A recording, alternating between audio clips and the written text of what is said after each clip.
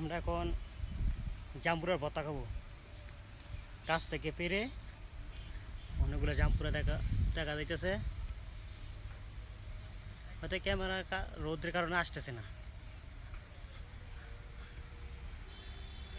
তো জাম্পুরা ভর্তা কীভাবে বানাবো আমাদের সাথে দেখেন, আর যারা যারা খাবেন কমেন্ট করে যাবেন, পার্সেল করে পাঠিয়ে দিব।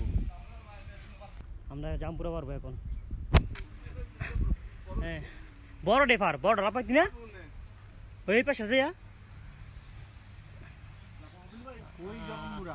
এই যে এটার মধ্যে কি এটা পাখির বাসা আছে। আচ্ছা এদিকে যাই। হ্যাঁ এটা উড়পেটা যেটা আছে এটা ফেরালা। হ্যাঁ এটা ফেরালা একটাই যথেষ্ট।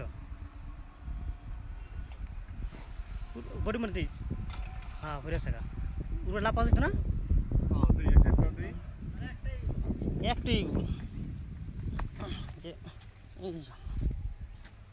এই কাটলে অনেকগুলো হয়ে আর কি। তো এই কাটা মিনছি রে না ফাঁকছে। হুম বোর্ডের মধ্যে। হ্যাঁ আমরা এখন জাম্পুরা ভর্তা বানাবো।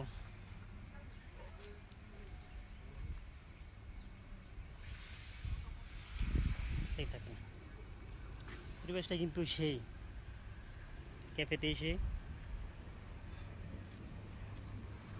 কত সুন্দর একটা পরিবেশ।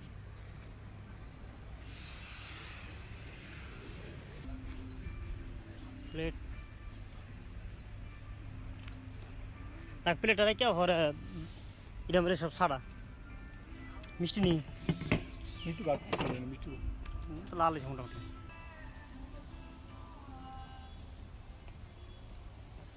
শুকটা মহিষার সেই ভ্রমণ দিয়ে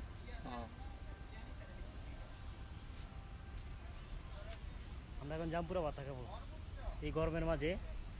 সে হবে যারা খাইতে চান তারা কমেন্ট করেন, পার্সেল করে পাঠিয়ে দেবো।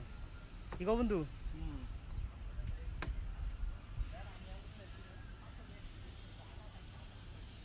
তারা হাসি করবো কিন্তু কি লিয়ে নামছে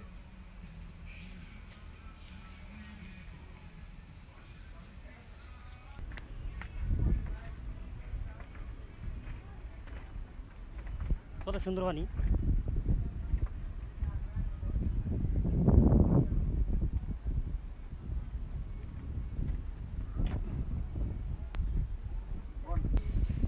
এটা হলো শুকনা মরিচ আমরা আর লবণ দিয়ে শুধু সাতাশিটা পাবে।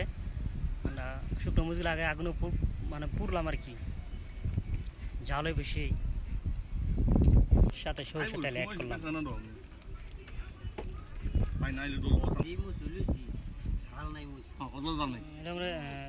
তেল দিলে সরষের তেলটা দিয়ে মিশাইলাম।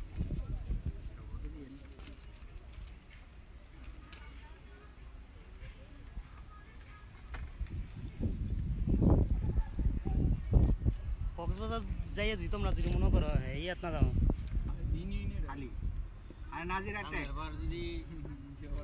অনেক ভালো লাগে কিন্তু যে রোদ জানো আর এই বাপরে বাপ যাইলে তো দুইটা কাজ করবো, নাজির ট্যাক্স গেছেন এটা যাবো আর প্যারাগ্লাইডিং এর মধ্যে যেতে পারবো। প্যারাগ্লাইড যাইতে